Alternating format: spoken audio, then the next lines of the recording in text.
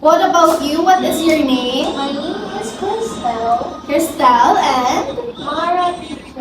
Mara. So, how are you today? I'm good fine teacher. Wow, that's great. So, today I am going to read the story with you guys. But before we begin with our lesson or my story, I have a few questions for you. So, have you ever joined a contest before? No, teacher. Wala pa ka maka-join contest? Ako, teacher. Oh, ikaw, Cristel. So, ano nga contest ang imo nga naitirahan? Nag-dance ko, teacher, sa akong barangay, teacher. Wow, nag-dance. So, about you, Mara? Naka-join? No, teacher. Ay, wala pa ka-join. Okay. So, ikaw, Cristel. So, paano ka nag-prepare sa imo nga nag-indra ka, di ba, contest? So, paano ka nag-prepare? Ano ang imo nga mga preparations nga ginimo? Nag-practice kami, teacher, everyday teacher, sa among teacher, sa among study. Wow! So, ga-practice ka mo gali sa inyo nga stepping every day. So, paano naman yung inyo gisuksok? Paano ka na-prepare sa imo nga mga sunuksukon? Siyempre, teacher, nakita ko, teacher, sa among ko, teacher, nag-dress mga teacher. Wow! So, that's great, Crystal. So, kabalogin kita kung ka-exciting mag-join sa isa ka contest, sa isa ka pa-indis. So, today, I am going to share with you guys this story. She is a girl named Lisa. So, as you can see here in my big book, what can you say about the cover of the book? There's a girl, and she's wearing the blue dress. Yes, that's right, Krista. So, Lisa is wearing a blue dress. So, about Mara, A girl holding a microphone. so, gauyat si Lisa microphone. So, para sa inyo, ano ang intrahan ni Lisa nga contest? Kay gauyat sa microphone. Singing, that's right. So, let's proceed to reading the story. So, first is, so may paindis-indis sa pagkanta sa laksa. Nagahimo si Liza kay magapasakop siya sa paindis-indis. So, as you can see here in our first page, ano makita niyo sa picture? Teacher, natulog sa teacher sa nakasulat. Tutulog si Lisa sa nakasulat. How about Mara? Natulog sa teacher. Samay? Samay. Samay. Okay. So, nga aga tulog si Lisa sa announcement para sa inyo nga aga tulog di siya. Na-curious, giti si Lisa di sa nakasulat din.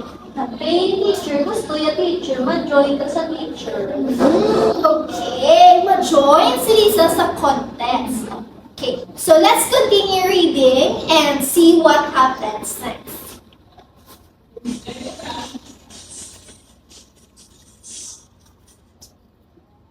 Nagahimo si Lisa kay magapasakop siya sa paindis-indis. Anay ka, ano nga bayo ang isuksok ko ang hambal ni Lisa? Ining asol bala o kon iniyang kulang? Mas manami inang asol hambal ni Nanay Lia. So, para sa inyo kids, ano ang pilion ni Lisa? Ang asol bala o kon ang pula? Ang asul. Ang asul. Okay. So, pwede mo matudlo, Crystal, kung diin ang asul na dress. Teacher, or Okay. Ang red naman yan, Mara. Wow, good job, guys. So, I will continue to read the story and we will find out kung ano ang suksokon na dress ni Lisa. Oo, manay. Mas manami ini asul sang sa pula. Gani, ang asul nga bayo ang ginsuksok ni Lisa. Now, let's pause and think about what happened so far. So, what was Lisa trying to decide? Papili sa teacher kung ano yung suksokon sa blue or sa red ng grass. Correct. Kapili sa kung ano yung suksokon para sa paindis-indis sa plaza. Ang red bala o kun ang asul? Ano naman ang king suggest sang iya nga mama? Nga iya nga pagasuksukon? Ang blue dress, teacher. Ang blue dress nga, blue dress ang suggest sang iya nga mama, how? Ay, basta guys, siya, teacher. Correct. Ginsuggest ang iya nga mama nga blue dress ang iya nga pagasuksukon kay angayan si Lisa sa blue dress. O kon? Asul. So next is pagagit sa imoy ng asul nga bayo, Lisa, pagdayaw ni nanay niya. Ari naman ang sapatos, laso, kag medyas nga gamiton ang dugang ni nanay niya. Sus, katahugit sa imo manang, ang tuda sa iya mangod niya si Luis. Si Lisa, si Luis, kag si nanay nagkapadulong nga sa plaza. Kanami sa tumatsyag ni Lisa, nasadyahan gil siya. Sa pagpungko niya upod sa iban nga nagapasako, nagalaong gid si Lisa nga magadaog siya. Now that we finish reading the story, let's talk about naman kung ano ang mga na-learn ta sa story ni Lisa. So, I will ask mga questions sa inyo and you need to answer, teacher, okay? Okay.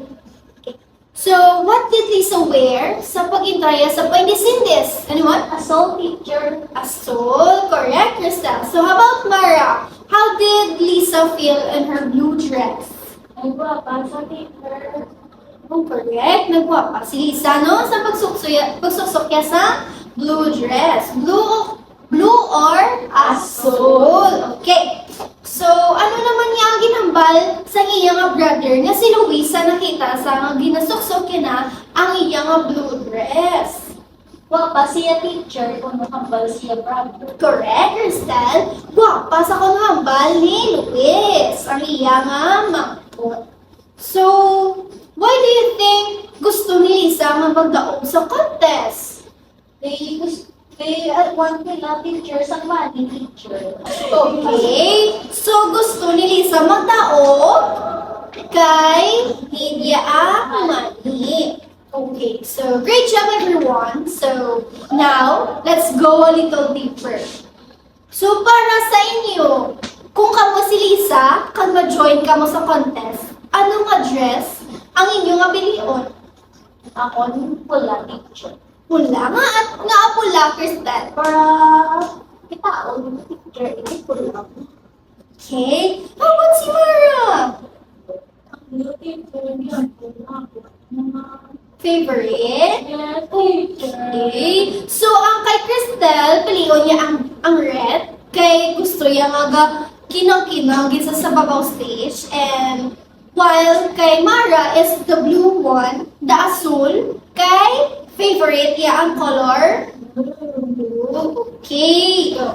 So now that we learned a lot from Lisa's story, so I will give you today a short or an activity. Sino wants an activity? Mag-give ko prize? Ako, teacher! Okay, wait lang it ha, mawala si teacher. So this is called matching or connecting similar words. So ang instruction ni teacher, listen ha, matik mayo ha, okay? So, amo ni siya, oh. So, di ba, may are the word? Then, you need to connect this one sa iya nga pares. So, paryo sini, ang nanay. Mapili ka lang din, basahon nyo ang sentence nga, ang mga choices. So, Lisa ang nagasukso, sang bayo, mama ni Lisa. Di sa tatlong answer. Mama ni Lisa. Okay, mama ni Lisa. Mama ni Lisa. So, you need to connect this one to the okay? Kag before ka mo mag-answer, right? Kamu din sa inyong name, ha? Okay? Utang ka mo, okay? Okay. So, tapos na answer tanan. Mara, wala pa tapos? So, i-check with teacher, ha? Ben, paper mo, Ben, Crystal. So, very good. Perfect. Yan ang duwa ba? Very good. Here's your paper. Okay. So last na ning activity ni teacher today, okay? I prepared an activity. So, it is called Hide a Word. So, may pakita ko sa inyo later nga sentence. And then, i-hide ko ang isa ka word. So, i-guess nyo kung ano ang gitabunan ko, ha? Okay? Okay. So, first is here. So, si Mara ang ma-answer una, ha? And then, si Cristel. Okay? Pulos-pulos, ha? Okay. So, Mara, may paindis-indis sa Lasa. plaza. Correct. Very good.